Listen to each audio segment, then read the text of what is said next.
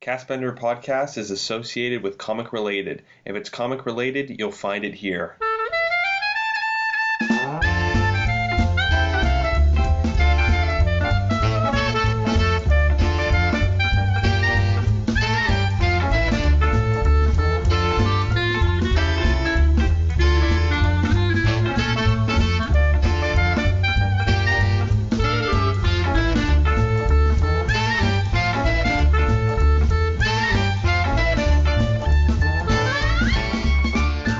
Hello everybody, welcome to Castbender episode 54 for December 2nd, 2014. Yes, welcome to 2014. And as always, you're here with your co-hosts, AJ Lewis. Hello. And Tegan Chevrier. Hi.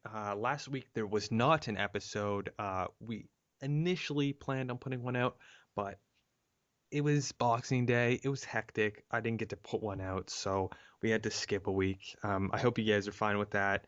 We had to have a little holiday break. Last year we went on like a 2-week hiatus for the Christmas holiday, so at least you're getting some content here.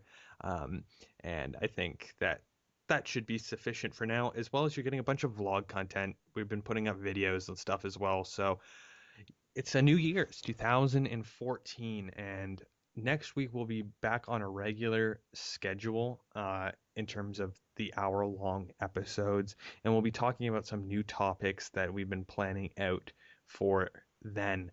But in the meantime, I found this article a couple weeks ago. It came out in December. It was on the 17th of December, and the Avatar Legend of Korra Online put up this article about expectations for the Legend of Korra Book 3 off-season. So the off-season has kind of become this infamous thing in the Avatar world, especially because of last off-season. AJ, do you want to explain briefly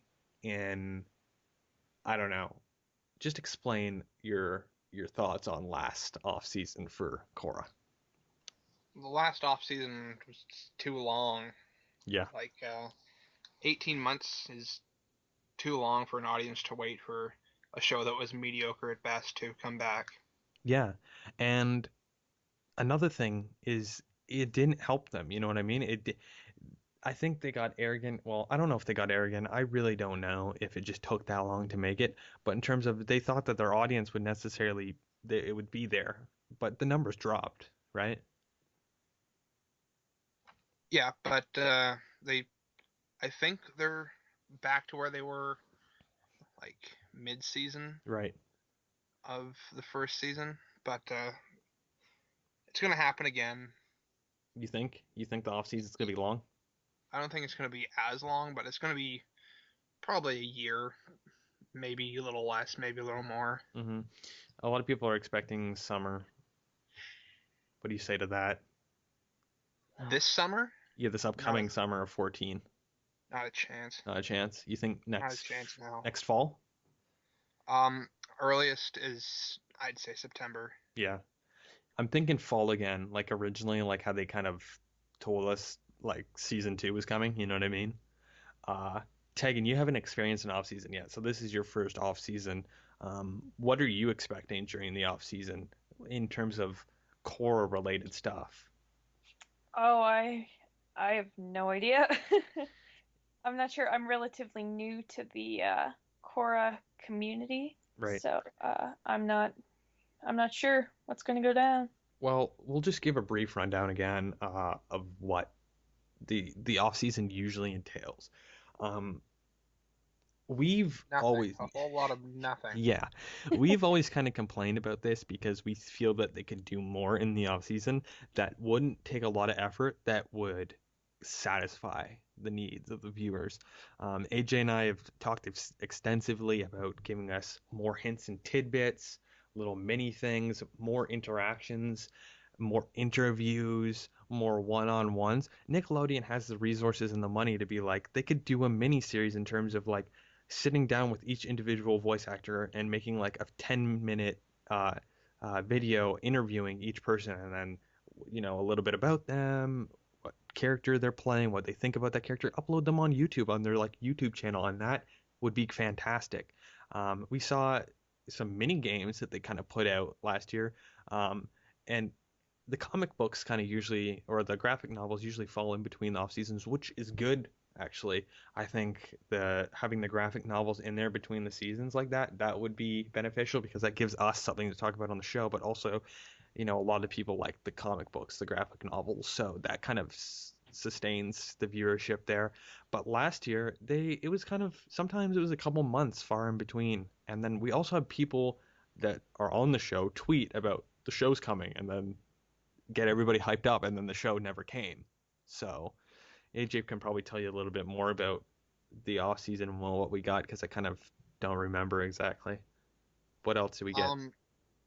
We had the Republic City Hustle Right. mini series, which was good. It gave kind of a little bit of information on Bolin and Mako, but it was the fucking tiny series. Pardon my French.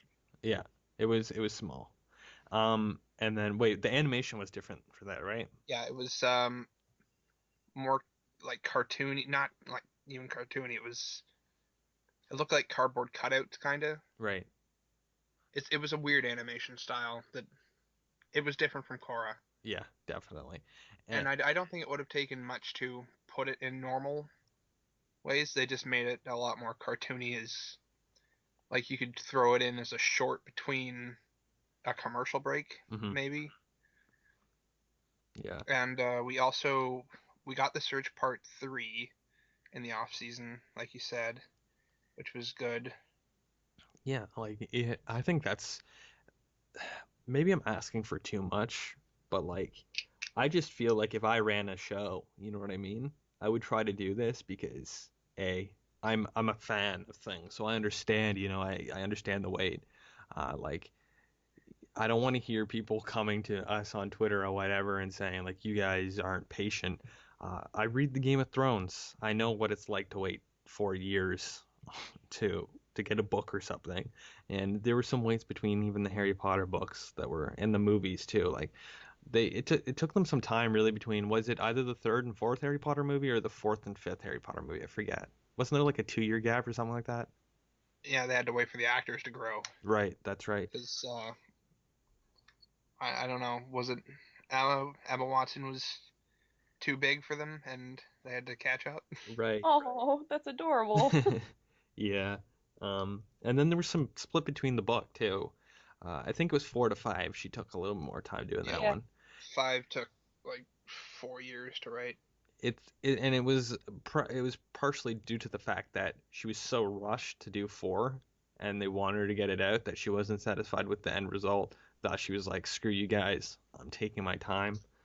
And it paid off because the 5th one is the best book in the series. I think a lot of people would disagree with you on that, but so we understand the wait, we understand the process, and J.K. Rowling again is one of those people also that was notoriously bad for giving any kind of information. But I think in this day and age, especially like right now in 2014, or looking back at 2013 even, or going forward to 2015, it's the age in which you can put stuff out so easily. You know what I mean? And J.K. Rowling is one person that was writing these things. Nickelodeon and the people that make Korra, it's a way bigger group, so they can do stuff. But they have a whole team dedicated to social media. They can. And that's another thing. They should make like a Korra-oriented account that tweets out a lot of stuff and gets it all specifically in one area. Because like we follow Nick, and there's a bunch of crap that I don't care about on Nick. You know what I mean? And I bet everything except for Korra. Yeah. And there's tons of Korra communities online. The Avatar: The Legend of Korra online. There's Ultimate Korra. There's Castbender. There's all these other things. But like they don't have anything that's like, a lot of other fandoms, the creators of these things have realized that if they have a hub for their stuff, then people will come and visit that. And I think that's cool. And I think there needs to be more input by the Korra, the people that make Korra and everything, to really kind of foster that community. Like we're doing a great job at it, but like they have way more resources than we'll ever have, you know what I mean? Or at least empower us a little bit more. But you saw a lot of anger from us and other people last off season, especially towards Nickelodeon. Nick we would always start our episodes off with like, we hate Nick, screw Nick, Nick sucks. Um, and that was obviously created by the tension between the 18 months off, and adding to that also, there was like nothing. We were given false release dates that fell through. People saying certain things like I mentioned, and in terms of off-season coverage, like it was hard, you know what I mean? Even with the resources, Twitter Yeah, and Facebook. and if I remember correctly, Comic Con was supposed to be this big thing where they did a whole bunch of big stuff, Yeah. but we didn't get anything out of it. The opportunities that they have to give the fans like information or like little sneak peeks or anything, it's just like there's nothing. There's nothing good. The They conventions. don't utilize the fan base that they have. hmm The conventions could be a great resource. What do you think, Tegan? Do you think by using conventions, which they go to a lot of them, they had Comic Con and they had a couple other cons that I can't remember off the top of my head. They had the whole like Nickelodeon exclusive Yeah, convention. Tegan, do you think the use of conventions would be a good way to like kind of sustain some of this like distaste towards Nickelodeon and the whole community in terms of kind of simmering that off-season hatred? Do you think the convention would be a good idea? Um, it definitely wouldn't hurt. Um, I don't know. I feel like they just need to do more uh, to keep the community alive because really in today's day and age with TV and movies even, I feel that a big part of it is the online community. And so if you're not feeding and taking care of that community, it's going to die. Yeah. So I think they definitely need to, I don't know, pay more attention to that and give, I don't know, more opportunities to the fans. Like if you're not going to allow the like us in terms of I call ourselves the communities because we're the online force. We can't, as much as we enjoy these shows and love these shows, and spend our time dedicated to either writing articles or podcasting about it, we don't have that authority, right? We can't dictate things. We don't really have an authority. That's what it is, an authority over anything. So we just are as feeble as everybody else in terms of we're everybody else. We're the viewers waiting, and though we report on it and talk about it, like we're above, not that we are, but like that we're above the average fan, we're really not because we can't tell you guys anything first. We don't have any insider tips or anything like that, really. But what Tegan said really leads into my first point and one of the article's first points talking about Twitter. Like even now, so when Facebook is dying, I think Facebook's on the out. Twitter is the most important thing, and that's mainly because it's so quick. It's microblogging. That's originally what it was. You have 144 characters or whatever it is to type something really quick. We would live tweet the episodes and some events, and that was a great way because people were interacting. People could see the news real quick, and all the voice actors are on there too. And I think some of the voice actors do a great job. For example, Gray, she does a great job in interacting with the community. But I think Twitter for Korra should be a great place for the Nickelodeon team of PR or whatever to get involved. What do you guys think about that? Twitter being one of the most dominant forces in terms of giving us Korra related stuff. Um, I I think it's definitely a good thing to have. I know a lot of other TV shows that I follow, they have an official Twitter and they live tweet the shows and they retweet fans and do giveaways and stuff like that. And I've made friends through it. So obviously it helps to create this close-knit community of people who are going to want to come back and they're going to want to watch the show because then they get a chance to talk to their friends and interact with creators. Mm-hmm. And it's an easy thing to do. Mm-hmm. Uh, yeah. Yeah, like AJ, what do you think about? I just had this idea running in my head. Let's talk about this. Uh, we said that Nick should make a Korra account. So you have a Yeah. Korra Twitter account, but wait, why don't you do quizzes like on you schedule something and be like, hey guys, we're gonna do a giveaway. We're gonna ask you a bunch of questions about stuff, and then whoever answers it first or whatever, we're gonna send you some prizes. Or we're doing a Q&A because we're in the studio right now, and Gray's voicing a character right now, or uh, Janet Varney is just finished up recording a part of a core episode, and she's here and she's going to answer a couple of your questions. That would be great because that would give us information, even though they usually trick you with the Q&A. Though they say they're giving you information, they don't really give you a lot, but it would kind of trick a lot of people into thinking that they actually care more about the community. What do you think about that, them doing that? That's optimistic, I guess. Mm-hmm. I highly doubt we'll see we might see a Korra account come out of Nick, but based on their lack of interaction with especially social media and the, the generation that uses social media, like the teenagers plus, which aren't their target demographic, Mm-hmm. I feel that they're not going to focus too much on that, Mm-hmm. and will be more focused on,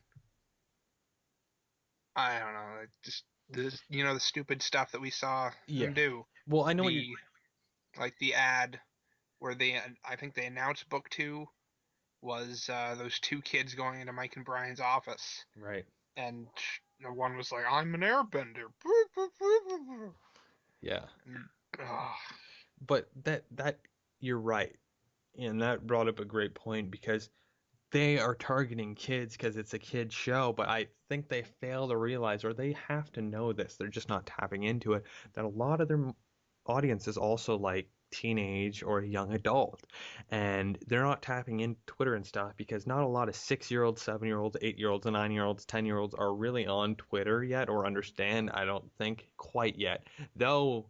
It's crazy that such little kids are like playing the Wii now and like can kick my butt at any video game, but that I could never do when I was that young. But like Twitter and stuff, I don't think they're necessarily on that yet. But this kind of leads and segues into the next point with Tumblr, which, if there's not Twitter, I think the second biggest social media force online is Tumblr, and that's because it is like the fandom hub. Tumblr should just be like Tumblr, the fandom hub, because the majority of that is fandoms and porn, but we're just going to be focusing on the fandoms. And it's probably one of the most reliable sources for Korra. Brian's Tumblr kind of always breaks news, and I think that's a fantastic way to do it. I love how he does that. What do you guys feel about Brian breaking news through his Tumblr rather than like some press release on Nick.com? Well, I feel like the creators themselves have a better, they're more in touch with the fans than Nickelodeon itself, Mm-hmm. and well, it's seen through everything they do, and that it goes beyond that to the voice actors as well. Yeah. Where you see them interacting on Twitter and whatever and stuff. They don't really have a But say though. yeah, there's nothing they can do about Korra. Like you can get those in development shots of Korra that we saw, the Yeah. like the color correction and all that stuff, but we can't get any substance from that. Yeah. Like here's an unspoilery sneak peek at Korra season 3. I don't really want that. Like we can speculate on that, but that's not gonna give us anything to tide us over. Yeah, and that's true. Tegan, but do you feel that Nick or whoever should be using Tumblr and Twitter more, or let's just focus on Tumblr because because you use Tumblr quite a bit. It's a great place to find information, visual type things. Do you think Tumblr would be one of those places that would be perfect for Nick to kind of really expand on involving themselves and trying to create and foster a better core community? I think that Tumblr definitely is a good place to, I don't know, help your community grow. Um, but the issue with Tumblr, I feel, is that you have to be consistently posting. Because if, say, you post once a month, I know I'm going to unfollow you. Yeah. So that's an issue, I guess. but I think that Tumblr definitely is a place, and I've seen shows get their entire fandom through Tumblr. Hmm. So I think that, of course, Tumblr has major potential, but it's a lot of work to keep that community alive. So Hmm. I'm not sure. I don't see why not. Uh, because Nick is huge. They're a corporation. They make a lot of money. A lot of people pay people to run social media. That's a job now. You know what I mean? You have somebody who's in, we know this. We're in film, we're in media, and there's a job specifically. It's like, it's director of social media. Like your job is to make sure things going on social media. So I don't see why they have that department. I don't see why they have somebody just stick on Tumblr all the time. One of the great examples of how that works is I find that sports teams Twitters are actually fantastic. They're always going back and forth with each other, like other sports teams. A lot of them tweet out like kind of comical stuff. I know the Maple Leafs were tweeting some hilarious things with I forget another NHL franchise the other day, and that's kind of cool. And I don't see why they can't hire somebody to spend a lot of time on Tumblr. You know what I mean? That person would be in charge of going around and obviously being approved to take some pictures on set, interacting with the community. You know how you have that little ask question function. You know, I don't see why they can't even reblog some of the core related stuff that people make. I think that's cool. Like they should have days like Fan Art Friday or whatever. You know what I mean? I think that's a Yeah, very possible thing. yeah. The Doctor Who blog that's run through the BBC, they do that all the time. They're constantly reblogging fan art and fan gifs and all that kind of stuff, and announcing stuff and doing giveaways, and that's all through Tumblr. And it's pretty amazing. Like the Doctor Who website is a Tumblr blog. Hmm. See, It's a really the best way, and they've really tapped into that, mhm. and it's something Nick is just failing to accomplish. And you can easily You know, integrate that too into Twitter because like you can integrate your Tumblr and Twitter really well. So then people on Twitter can easily go to Tumblr and view that content. And if they don't already have a Tumblr, which most people kind of have every social media at this point, then they can go do that. And you know, everything's so interchangeable. You can have everything going to Facebook. And though I think Facebook's dying off, there's still a viable market there for a lot of people to get content. And then you have like Instagram and things like that. But if you have a Tumblr like BBC does with Doctor Who that reblogs all this stuff and gives you sneak peeks at things, I feel that it would tide a lot of people over and feel like that they're actually valuing the community's effort in terms of investing their time into viewing this show. Um, but like, what do you guys think about what do you viewers out there, what do you think about the whole idea that we were just talking about here? Do you think that the BBC Doctor Who model is a good idea? Why or why not? But also, I want to tap in before we go here into the rumor section of the whole thing. So the rumor thing kind of went a little bit crazy this off season. There was it's dangerous because it can explode really quickly because of social media, and that can be good and bad. While it did do justice in predicting the title of such books like book two months in advance, it also kind of brought a lot of false information on the release date specifically. So during the off season, like tons of reports that seem to be credible in terms of keeping the fans into loop also were like fake, and they were all over. They were on Twitter, Tumblr, and Reddit. That's another thing. Reddit's a good idea, and we're working on a project right now. I don't know if it'll be released when this episode's quite released, but we're working on something with Reddit now, and we didn't talk about Reddit, but Reddit's another great way to involve the community. You know what I mean? Tons of people go on Reddit, and I think that'd be a great model. But we're going to be focusing on rumors. I know, Tegan, you can't talk as much about this because you weren't quite around during this point, but how deadly can the rumor be, AJ? And then after that, Tegan, though you can't apply it to Korra, you can probably talk about rumors in terms of how dangerous they can be in terms of the fandom. it's well, if we want to go back to like end book one, we get all the rumors: is Amon dead? Is he's totally going to be the major villain again? They can't get rid of the major villain, and all that stuff spirals into that. Right. And then he's coming back as a spirit. He's going to rule the spirit world and cause an uprising. And rumors themselves, they don't help with anything. Speculation speculation based on fact is a good thing. Speculation based on rumors, not so much. Leave that to me. That's my crazy theories. Mm-hmm. Wednesdays, Although, guys. Wednesdays. yes. Um, if you want to go like deeper into the rumor mill, Right. like Korra's she's gonna become this mad giant spirit demon that's gonna kill the darkest demon that's ever been alive. That one just may have turned out to be true. That rumor's my So favorite one so far. yeah, Tegan, what do you think about rumors in terms of TV shows or any media, whether it's like a movie or something? Do you think, like AJ, the use of rumors is bad? Do you think it's not great for a fandom? I'm not sure because I don't know. I'm thinking of the Sherlock fandom that's been, there's been a huge break between season 2 and season 3, and they're essentially thriving because people don't know how, no spoilers, but how Sherlock did some stuff he did in the last episode. Okay. So essentially, the community's staying alive by people saying, I spotted this. And the writer, Stephen Moffat, he tweeted saying, like, there's clues in the episode. So that encouraged people to say buy it on DVD and then watch it and then post GIFs and comment. And I think really, I don't know, maybe that's just one example. Hmm. But then again, as AJ said, they're speculations. I'm not sure if you would consider those rumors. But... Right.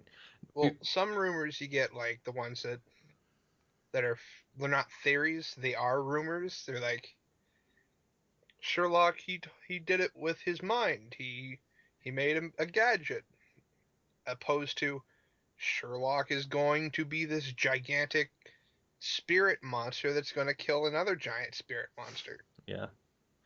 Before I comment, Moffat's the guy who does Doctor Who as well, right? Yes. Okay. Um, He's like the BBC's lapdog. mhm.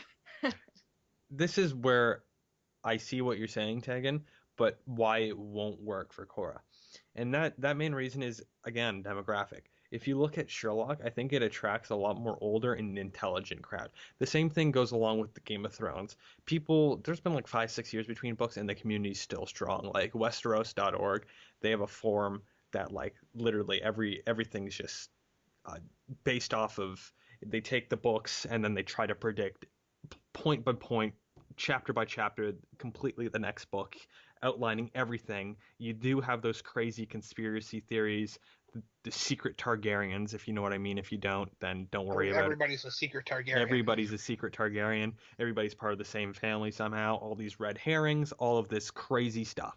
But then you have actually well thought out, like essays upon essays of how a certain character is going to develop or what it's going to do. And because of the nature of Game of Thrones and its twists and turns and plot genius, what's going to happen. I don't know if Korra's community can do that because, again, a lot of its demographic is young, but even the young adult demographic, I don't know if there's necessarily a spot for that online yet, and B, which that's a hint to what we're doing, and B, if there's enough people to sustain that, because I would say that there are people over the age of 25 that watch Korra, but I don't think there's enough of that kind of demographic where Game of Thrones has people from probably 60 years old under, maybe even older. And I'm guessing Sherlock also has probably people that are online that are in their 30s and 40s that are speculating as well. What do you think? Do you think Korra could do that as effectively as Game of Thrones or Sherlock? Or do you think the demographic's too different? Um, Maybe. I'm not sure, but thinking about it, I don't think that Korra really has enough to speculate That's another on. thing. Yeah, that's the main thing that kind of, I don't know, makes me step back from that idea because like really all we can speculate on is like character development and I don't know where the next series is going to take place. Like there's not a lot for us to discuss. And Um, you hit the nail yeah. on the head because that's completely true. We only get 30-minute episodes, 14 of those. It's not as much content as a lot of other things. It's not as deep as other things.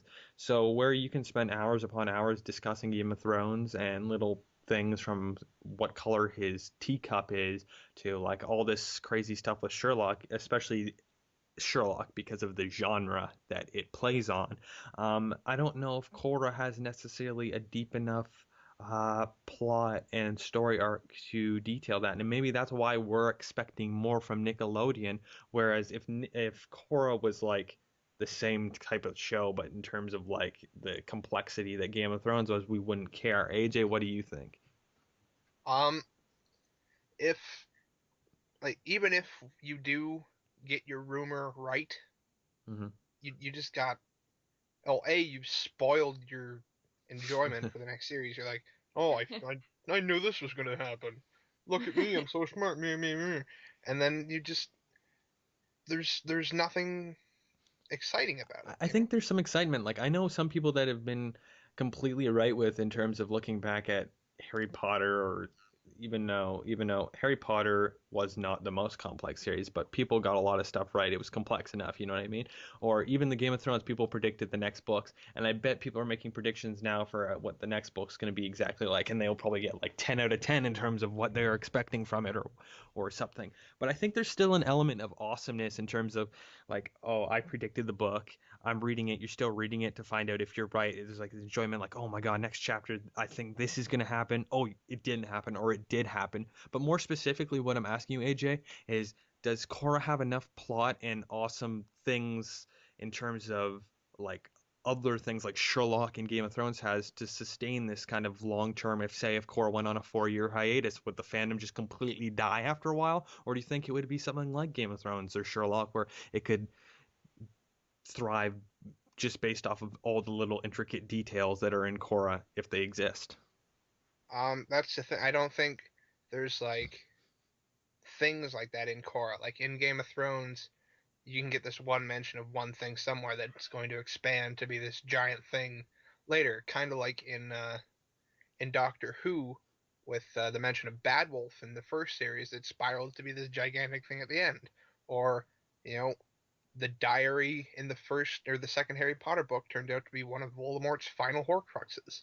Yeah. You have a lot of There's nothing, cyclical return in those series yeah, where you don't have it in this one necessarily. there's nothing from anywhere in the series that I can think of that could possibly be like, holy crap, why didn't I see this from the start? This so geniusly planned out. Hmm. Like, oh boy, like even in the original series, and I'm not saying it's a bad thing that it didn't have it, but there was nothing that like carried over like that much from Hmm. book 1 to 3. And people might critique us like, oh, you're taking a book series like Game of Thrones or Harry Potter, but we're also mentioning Sherlock. You know what I mean? Sherlock, Doctor Who, anything that Hmm. has a general story arc usually has that thing placed at the start. Yeah. Like, It's like, look, oh, this is interesting. I should look into this. Look for it through the series. look at fandoms like Star Wars, literally 3 movies that sustained people for so long. The fandom was huge for so long. And even though most of those movies came out all together, it's still a testament to that because, like, for how many years after until they started making the abysmal episodes 1, 2, and 3, the fandom was still as strong as ever. Yes, a lot of content came out in terms of novels and stuff like that, but still, you have that with Korra as well. And I think I don't know. I don't know if Korra stands up to the test of time in terms of some of these other series in terms of making the fandom like when Korra's done or whenever the creators decide to call it kaput with Avatar related stuff. I don't know if in 10 years, 20 years people will talk about it.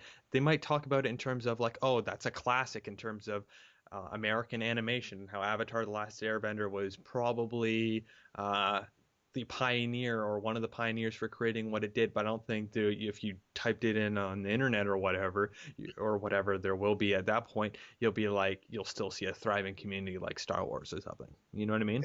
You're not going to have people writing essays like they do on Shakespeare Hmm. to about Avatar, or like essays written about Harry Potter or anything. Yeah. It doesn't stand up to that, but maybe that's not what we're looking for. Hmm. And we have some, this article that we're looking at has things like Matsuri-con, Momo-con, and we're running late on the episode here, so I'm gonna push these to another episode. But I think we really kind of hit it off there in terms of comparing the fandom and the series of Korra, and maybe we should stop giving up the pipe dream that Korra can be something more than it really is supposed to be. You know what I mean? At the end of the day, we might be overcomplicating it. And do you have any things to finally weigh in on, Tegan, before we wrap this segment up? Nope, that's pretty much it. Yeah, that's pretty much it. AJ? I'm good, thank you. Okay, so guys, tell us what you think. Do you think we're overthinking the Korra series here? Do you think it'll have a sustainable nature in terms of 10 years? You're going to be able to still find a community based on it, or not? And we're just going to leave you with a bit of music here, and then I'll be back right with the contacts and everything else.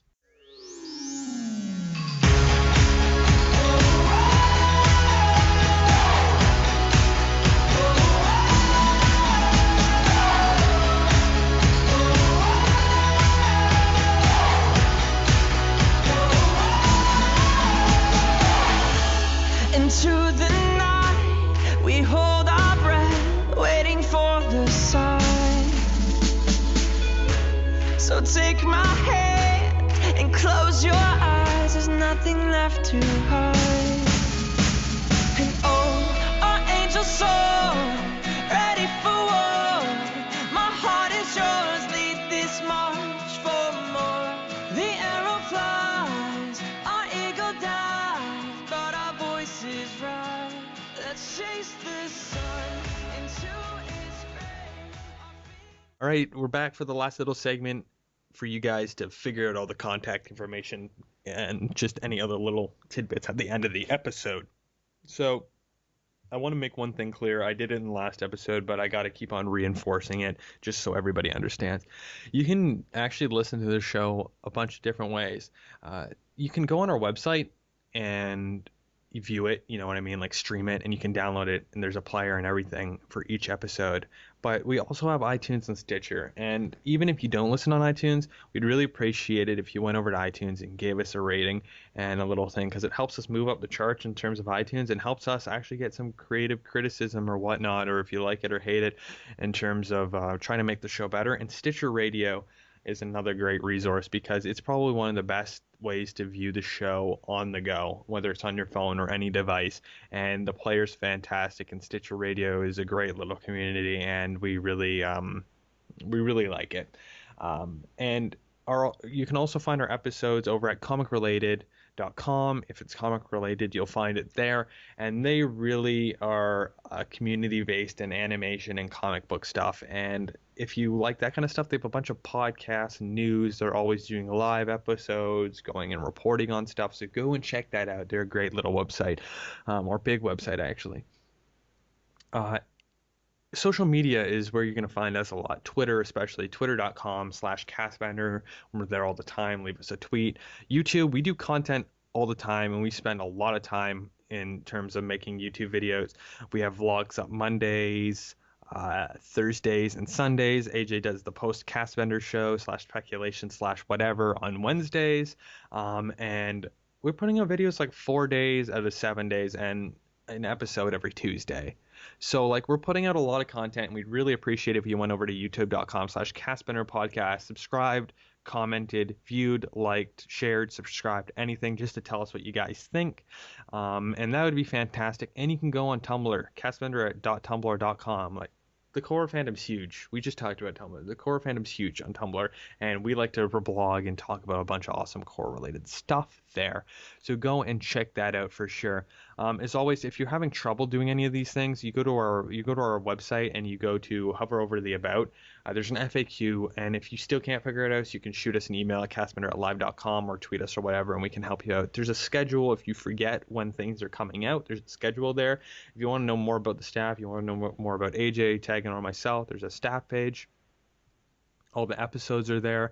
There's a direct link to our videos. And I want to take a second here to talk about donations.